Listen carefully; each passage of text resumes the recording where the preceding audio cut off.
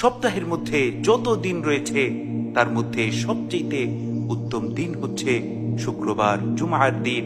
কেননা এই দিনে আল্লাহ রব্বুল আলামিন হযরত আদম আলাইহিস সালাতু ওয়াস সালামকে সৃষ্টি করেছিলেন। এই দিনেই হযরত আদম আলাইহিস সালাতু ওয়াস সালামের জান কবজ করা হয়। এই দিনেই হযরত ইসরাফিল আলাইহিস সালাতু ওয়াস সালাম সিংহায় ফুৎকার দিবেন। এই দিনে বিকট আওয়াজ হবে। তাই তো আল্লাহর রাসূল সাল্লাল্লাহু আলাইহি ওয়াসাল্লাম আমাদেরকে নির্দেশ দিয়েছেন যেন আমরা জুমার দিন, শুক্রবারে বেশি বেশি দুরূদ পাঠ করি। কারণ যেই বান্দা শুক্রবার, জুমার দিনে আল্লাহর রাসূল সাল্লাল্লাহু আলাইহি ওয়াসাল্লামের উপর দুরূদ পাঠ করবে, রহমতের ফেরেশতারা তার দুরূদ রাসূল আকরাম সাল্লাল্লাহু আলাইহি ওয়াসাল্লামের সামনে পেশ করবেন। সুবহানাল্লাহ, সুবহানাল্লাহি ওয়া বিহামদিহি, সুবহানাল্লাহিল আযীম। এ সম্পর্কে সুনানে আবু দাউদের 1047 নম্বর হাদিস।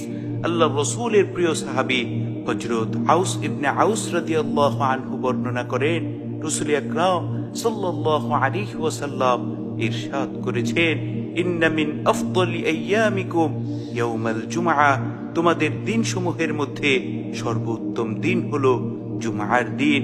ফিহি খুলিকা আদম, এই দিনে হযরত আদম আলাইহিস সালাতু ওয়াস সালামকে সৃষ্টি করা হয়।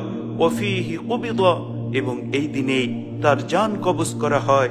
ওয়া ফিহি নাফখা, এবং এই দিনেই সিংহায় ফুৎকার দেয়া হবে।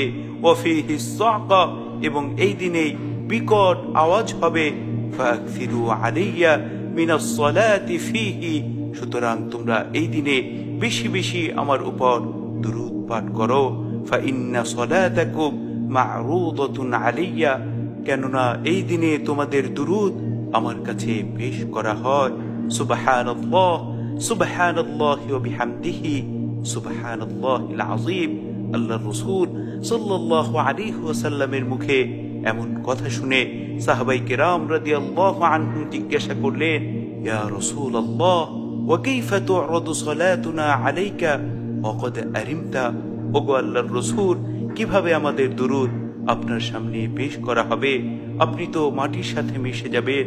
সাহাবীদের এমন প্রশ্নের জবাবে রাসূল আকরাম সাল্লাল্লাহু আলাইহি ওয়াসাল্লাম বলেন, ইন্নাল্লাহা আযযা ওয়া জাল্লা হাররামা আলাল আরদি আজসাদাল আম্বিয়া, মহান সর্বশক্তিমান আল্লাহ নবী রাসূলদের দেহকে মাটির জন্য হারাম করে দিয়েছেন। নবী রাসূলদের দেহকে মাটি কোনো ক্ষতি করতে পারবে না, অর্থাৎ নবী রাসূলদের দেহ যেমন ছিল তেমনই থাকবে। সুবহানাল্লাহ, সুবহানাল্লাহি ওয়া বিহামদিহি, সুবহানাল্লাহিল আযীম। এজন্য আমাদের প্রত্যেকের উচিত হচ্ছে জুমার দিন বেশি বেশি আল্লাহর রাসূল সাল্লাল্লাহু আলাইহি ওয়াসাল্লামের উপর দুরূদ পাঠ করা। আল্লাহ রব্বুল আলামিন আমাদের প্রত্যেককে রাসূল আকরাম সাল্লাল্লাহু আলাইহি ওয়াসাল্লামের উপর বেশি বেশি দুরূদ পাঠ করার তৌফিক দান করুন। আমিন।